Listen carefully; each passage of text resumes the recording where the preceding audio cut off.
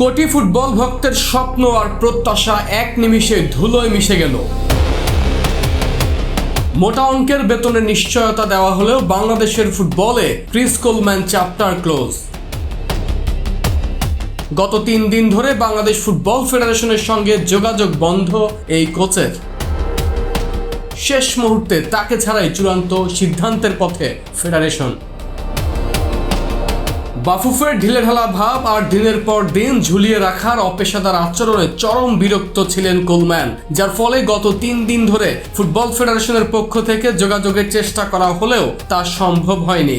5+ star rating প্রাপ্ত দেশের সর্বোচ্চ বিদ্যুৎ সাশ্রয়ী ওয়ালটন এসি স্মার্ট কমফোর্ট এখন নেক্সট লেভেলে। তাই এখন বিকল্প অপশন নিয়েই ভাবতে হচ্ছে বাফুফেকে।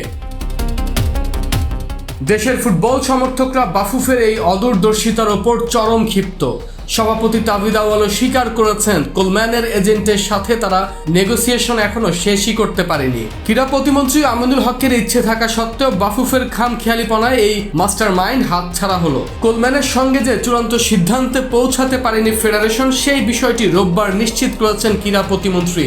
তিনি জানিয়েছেন, শেষ পর্যন্ত কোলম্যান চূড়ান্ত না হলে বিকল্প কাউকেই বেছে নেওয়া হবে।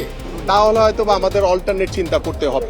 তাহলে সোমবারের অন্তিম ঘোষণায় কে আসছেন লাল সবুজের ডাগ আউটে?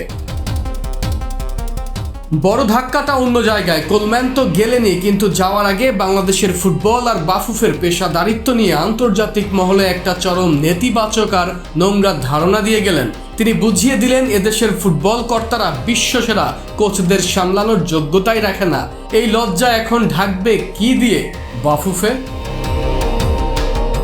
আরমান হাসান, কালবেলা।